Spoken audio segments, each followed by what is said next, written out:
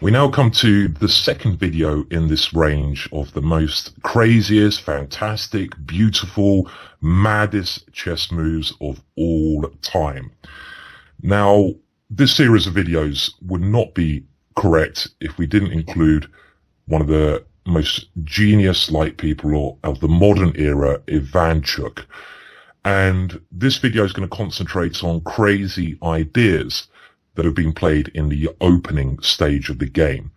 So we're looking at opening ideas, and actually the games I've picked here are all taken from very high level chess. So they're taken from super grandmasters, some of the best players in the world. So it's not Fred down your local club who's plays a crazy idea in the opening and then loses.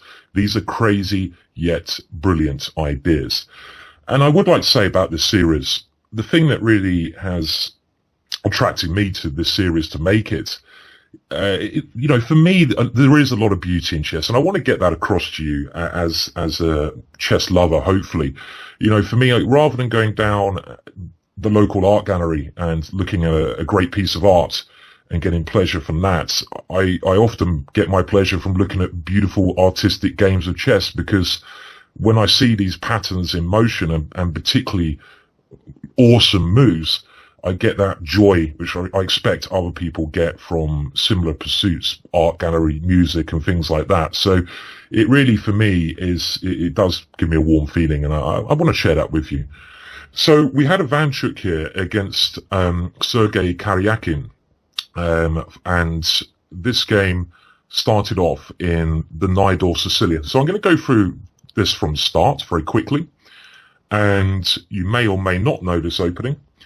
And the other amazing thing about this game was that it was played on Ivanchuk's birthday. So a real treat for him and for chess lovers around the world. And this is the Open Sicilian.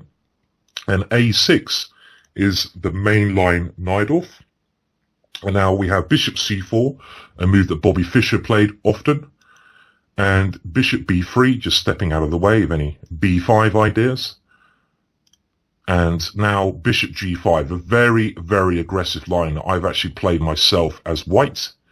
The main line, Queen to F3, this is all well-known theory. I'm not going to spend too much time looking at these moves. Let's get to the main point. Now E5, every move white is playing, forwards attack, forwards attack. Bishop to B7 is black's counter-attacking idea. White counter-attacks by taking on D6 with the pawn. And now black takes with the bishop, queen to E3, setting up some horrible sacrifice on the E6 square. So black pins the knight, bishop C5, another aggressive move, castles queenside, and now knight to C6. And this position had been seen 50 or so times before this game. And on previous occasions, white had played bishop takes F6, pawn takes F6, and knight to D5. And after a series of moves, this is considered to be a draw with best play from both sides. So it was considered a drawing line. But Ivanchuk is Ivanchuk. And what did the genius player, this special case, play in this position? His knight is pinned. He now played queen takes E6 check. An outrageous move because the queen can be captured by a pawn. A really just obscene move in some respects. A move that only a real great of the game, I think, would be able to spot. Either that or someone who just blunders their queen. But in this case, to get this idea, it is just phenomenal. When I've looked at the position beforehand here on a computer, the computers that I have don't even recommend queen takes E6. So it's something that's only someone with a really super mind can see. So what's the idea of this amazing opening concept, this fascinating move? Well, you give up your queen for 2 pawns, only 2 pawns, but your knight flies into the position, and your knight is such a strong piece. It stops black from castling, it attacks the queen, and with a rook coming to the center of the board, white attacks with all the remaining pieces. Queen E5 was Sergei's move here. And now Ivanchuk continued with knight takes G7 check. The king goes to f8, and he just brings his knight back. Knight to e6 check. King to f7 now played, lining up in the line of the bishop. Rook on h to e1, and every single white piece is attacking. And after queen takes e1, black obviously completely thrown by this unbelievable idea. White now played knight takes c5, opening the bishop with a check. King g6, rook takes e1, and after a couple more moves, we got this position, and somehow white is now material up. From being a queen for 2 pawns down, he's material up. But this whole concept of queen takes e6 is just a brilliant idea. So for me, that's my first opening special case, maddest moves ever. Let's move on to another example that I've picked from another game between 2 top players. And this time, we're going to look at it from the black side here. And one of my actual surprises when I tell people this, they don't believe it. One of my favorite players from, well, I say the old years, but it's only the 80s, is actually Karpov, Anatoly Karpov.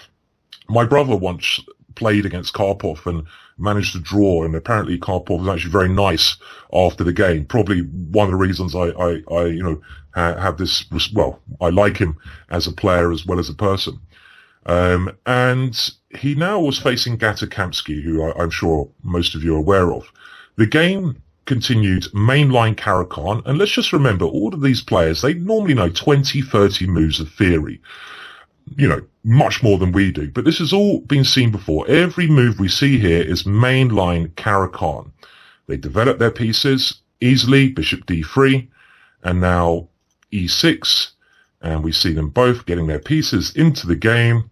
Queen e2, pushing the knight away, h6, and Gatakamsky was following the mainline theory, queen takes e4, not a good idea to castle here. I guess you can see why. Knight to f6, and now queen to h4. And up to this point, this position also had been seen on multiple occasions, but it was considered to be better for white, because black has to be very careful. I mean, a move that you'd like to play here is castle's kingside, but this is just asking for a nasty, nasty surprise.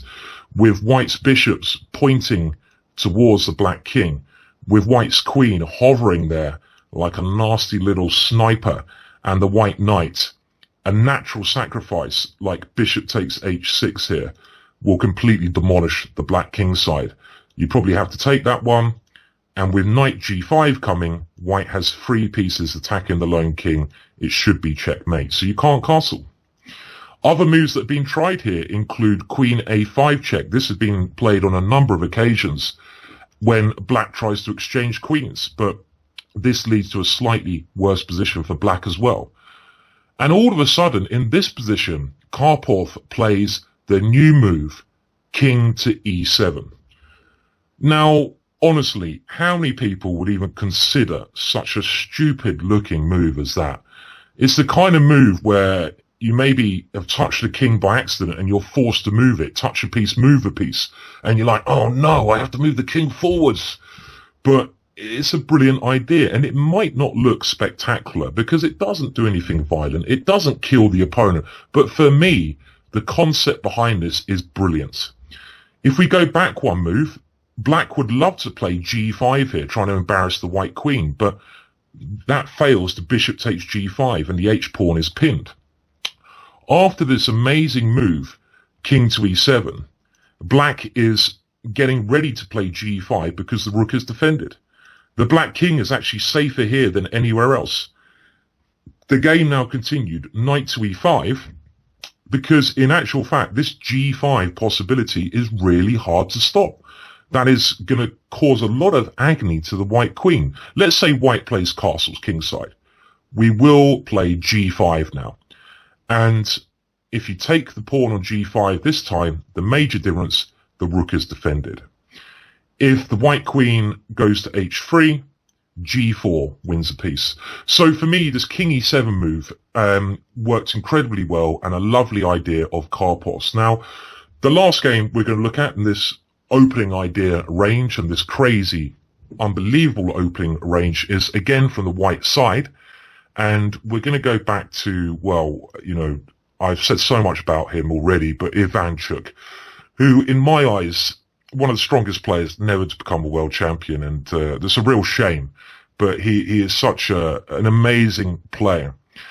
And I'm going to blast through the opening moves. We had another very sharp opening. His opponent, Alexei Shirov, we'll come to him in another video, the next video.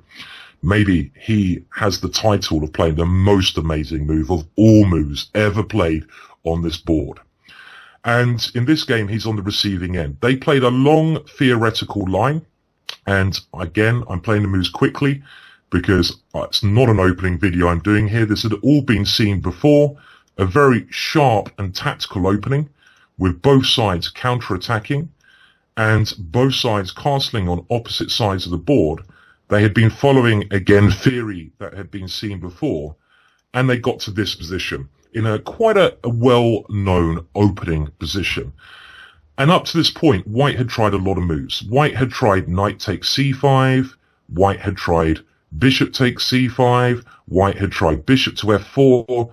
What did Ivanchuk play? Now, if you count material, the material at the moment is quite even.